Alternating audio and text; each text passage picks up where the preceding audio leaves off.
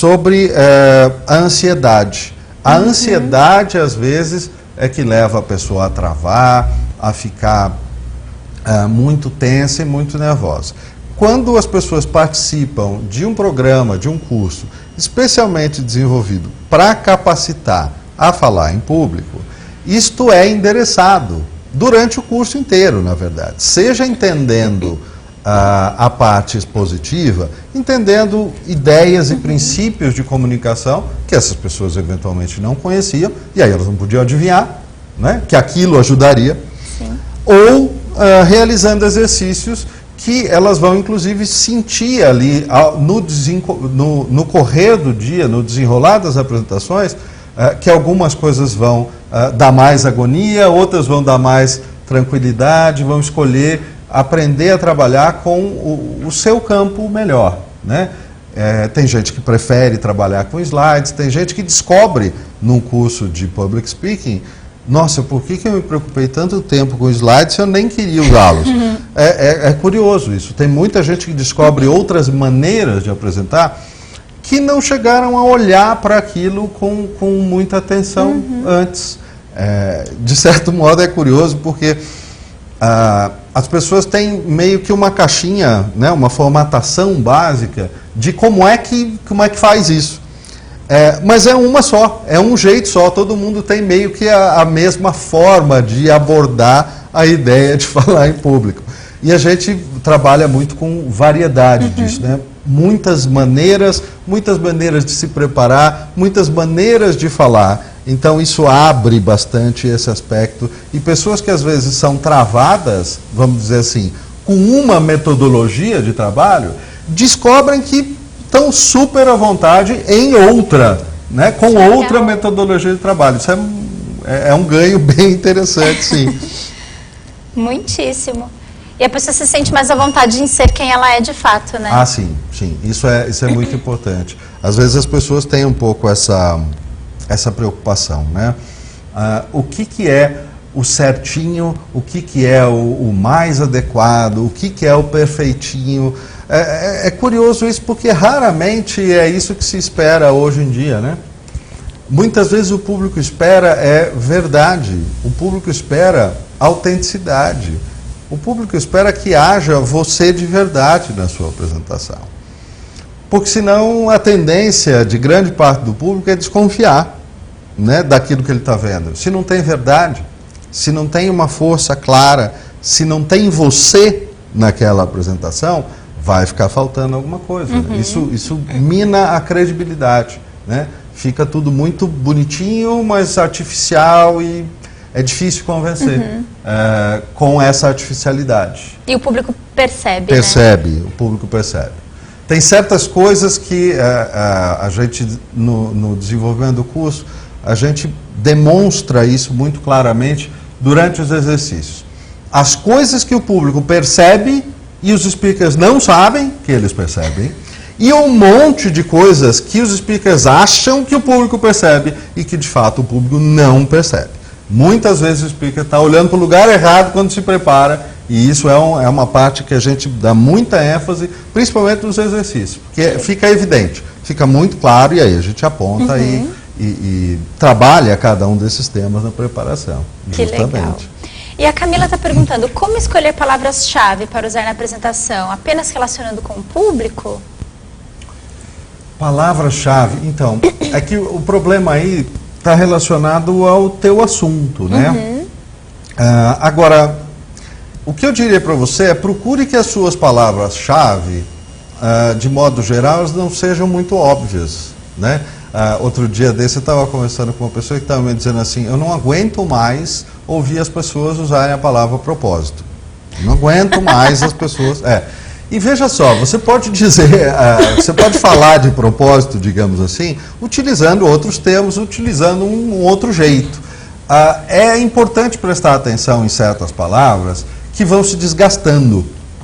Daqui a 10 anos, talvez propósito seja de novo esquecido como palavra, como era 10 anos atrás, era uma palavra que ninguém usava 10 anos atrás. Mas neste momento, o propósito é uma palavra que está muito desgastada.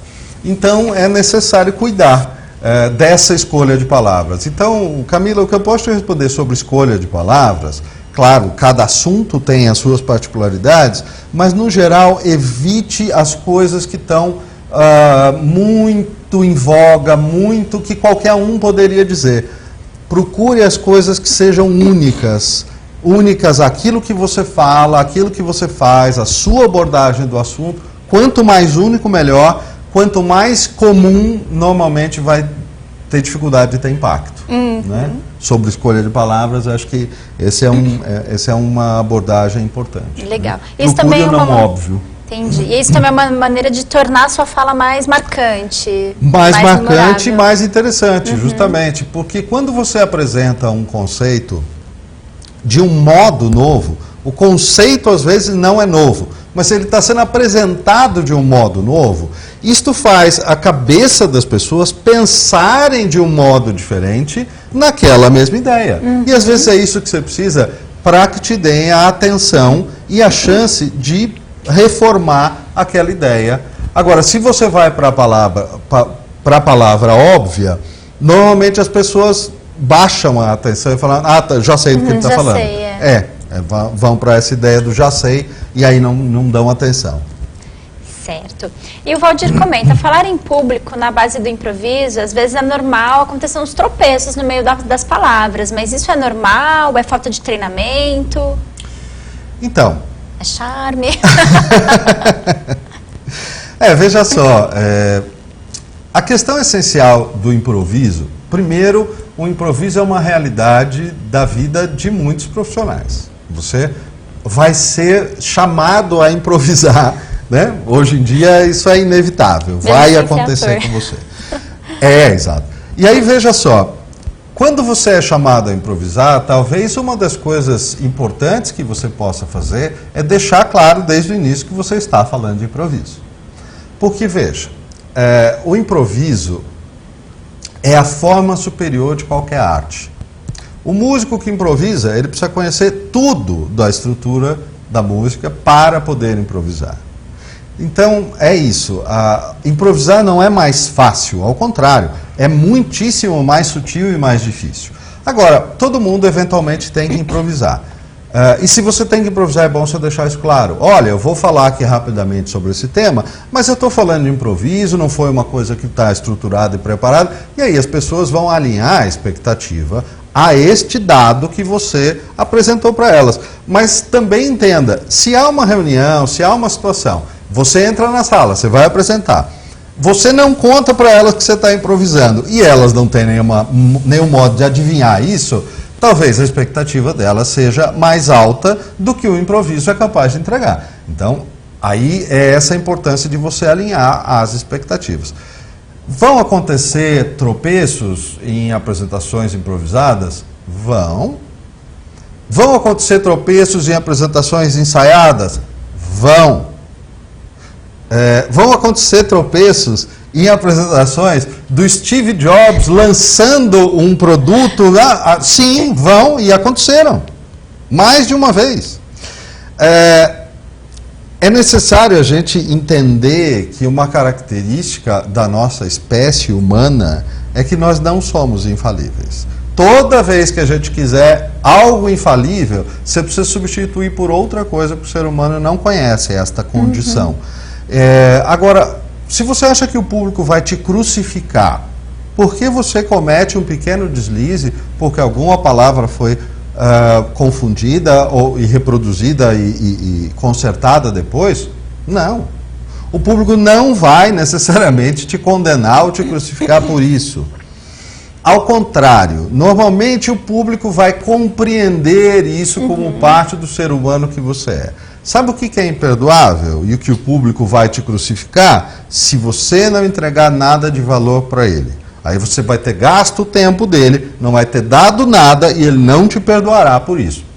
É completamente diferente. O engano, o erro acontece. Claro que você não vai querer ficar errando o tempo todo. Para isso, prepare-se, estude, né, ensaie, mas o erro acontece. E se você parar e pensar quantas vezes você viu, sei lá, no Jornal Nacional, no Fantástico ou em qualquer outro programa ao vivo sendo transmitido para milhões o apresentador dizer, então, erramos, não sei o quê.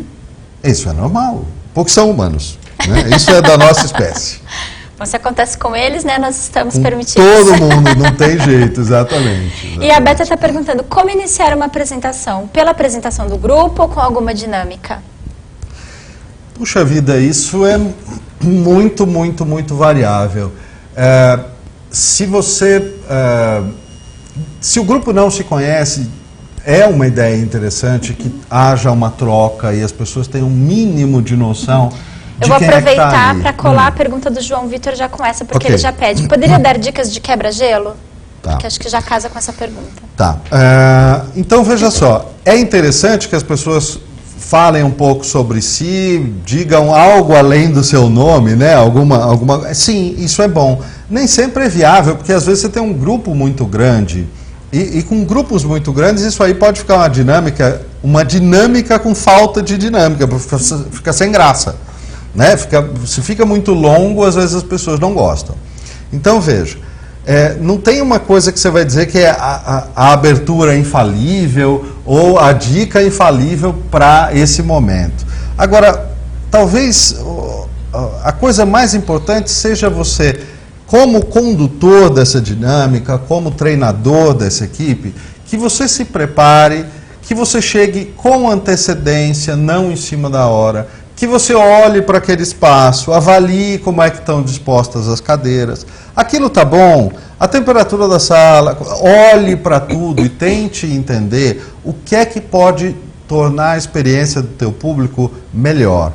Primeiro, porque esta noção do conforto físico de quem vai te assistir é extremamente importante, especialmente para treinamentos mais longos. Né? Não dá para você esperar que ele tenha a atenção infalível e perfeita depois de 5 horas sentado na cadeira dura. Não vai acontecer e não é culpa do público. É insuportável, as costas doem e não dá para... Né? Então, olhe para estas coisas como apresentador. Às vezes você consegue modificá-las, às vezes não, mas você deve sempre levá-las em conta. Porque aí, se você vê certas coisas que não estão ideais, você vai jogar uma dinâmica que levanta, que as pessoas andam, enfim, use aquilo que você tem da melhor maneira, pensando no seu público. Sobre quebra-gelo, sobre aberturas, veja, esse é um assunto bem importante, mas também bastante extenso. Às vezes a gente chama isso de abertura, algumas pessoas chamam isso de hook, né, gancho, para começar. Mas é um dos temas que a gente vai trabalhar bastante no curso.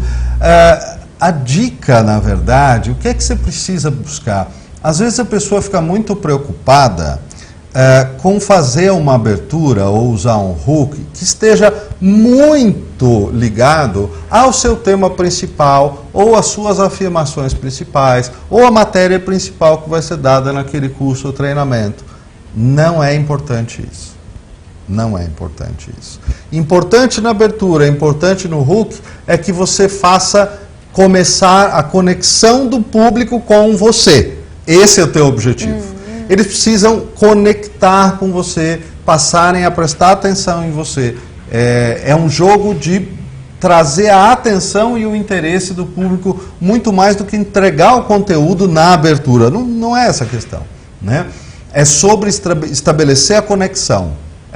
A abertura, a boa abertura, ela trata disto, do público conectar com você, né? Você trazer o público para você. Perfeito. E aí o João e a Mara estão trazendo duas questões mais ou menos dentro da mesma linha, que é qual é a importância das gesticulações e de suas intensidades, e a Mara comenta, vejo muitas pessoas que ficam com as mãos na frente do corpo imóveis, dizem que isso ajuda a não tirar o foco do palestrante. Mas o fato de não seguir esta regra e ser mais natural poderia afetar de alguma forma? Bom, tudo que você faz afeta de alguma forma. Agora, quando alguém diz que sempre vai afetar de uma forma ruim ou sempre vai afetar de uma forma boa, mentira, não vai.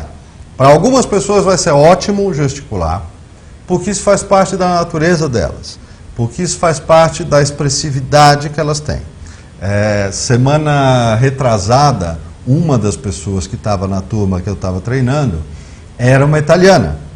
E desculpa, ela gesticulava. Você percebe que tudo que você pode fazer de pior para uma italiana que vai falar em público é amarrar a mão dela e ela ter que ficar imóvel, com a mão imóvel. Não acontece isso. Por isso que eu destaquei o ponto que é desenvolver cada indivíduo como o melhor que ele pode ser para falar em público. Esta regra de que tem que haver gesto ou que não pode haver gesto, como todas as regras imutáveis, ela é uma bobagem. Ela não faz sentido. Existem speakers que a gente treina no mundo inteiro que são cheios de gestos e são amados e são vistos milhões de vezes. Existem speakers que são extremamente tímidos, põem as mãos na frente, no colo e falam quase sem se mexer e emocionam a plateia inteira e fazem 600 pessoas chorarem no final de uma TED Talk, como eu vi acontecer. Então, assim, não acredite em regras prontas. Esse é o meu primeiro conselho para você. O segundo é, qual é a sua gesticulação, qual é o seu modo de trabalhar com isso? E aí procure evitar o exagero. Essa que é a grande questão. O exagero da imobilidade vai tornar as coisas, às vezes, um pouco sonolentas. O exagero do gesto talvez distraia o seu público. Então, é importante a sua consciência sobre quem você é, como é que você se move, o que você faz. Então, esse é um desenvolvimento realmente importante. Você aprender a olhar para si, né? Para o seu movimento, para as suas características, e aí sim, extrair aquilo que tem de melhor no teu jeito e tentar amenizar as coisas que não ajudam muito. Agora, algumas pessoas gesticulam muitíssimo bem e isto é maravilhoso dentro da apresentação delas. Então, não tem regra sobre isso, não creia nisso. Ótimo. Pensando nisso, a Beta pergunta, é interessante expor alguma dificuldade ou fraqueza para o público se identificar e abrir a temática? Muitas vezes isso ajuda, né? De novo, existem situações em apresentações, às vezes em vendas e tudo, que não necessariamente você vai poder fazer isso, não necessariamente isso vai ser o mais aconselhável dentro de estabelecer a dinâmica com o público. Mas se é um público mais amplo, mais difuso, digamos assim, às vezes sim, é uma questão da humanidade. Aquilo que eu estava comentando, todo mundo, talvez 98% da população mundial, não se sente à vontade ao falar em público.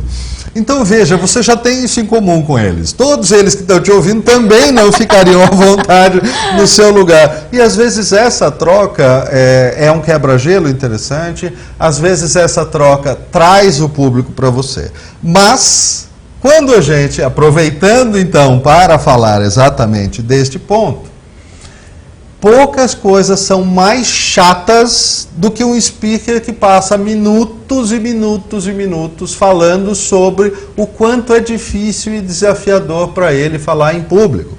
É muito chato. É muito chato porque 98% das pessoas do mundo sabem o quanto é difícil e desafiador falar em público. E aí você passa minutos falando sobre algo que todo mundo já sabe que é. Então, isso é muito chato. Evite a todo custo. Você citar, brincar com o fato, bem de leve, bem rápido, pode ser ótimo. Você falar 3 minutos seguidos sobre isso é péssimo sempre. Péssimo. Perfeito. E aí, só relembrando, né, Paulo, que o curso aborda a edição de conteúdo e hierarquia de informação, Sim. que seria uma preparação para a apresentação, né? Sim. Só respondendo Justamente. aqui a dúvida da Camila. Sim. A gente está chegando na reta final, temos mais 5 minutinhos. Paulo, o que você gostaria de destacar? Olha, primeiro eu gostaria de destacar que as perguntas foram muito boas, muito interessantes. Pois um é, público né? excelente, com interesses muito bem colocados. Esse pessoal parece promissor. Né? Acho que eles não vão ter dificuldade de falar em público. Ou pelo menos eles vão ter o foco certo nessa ideia de preparação, né? Eu acho que isso é uma coisa bem bacana.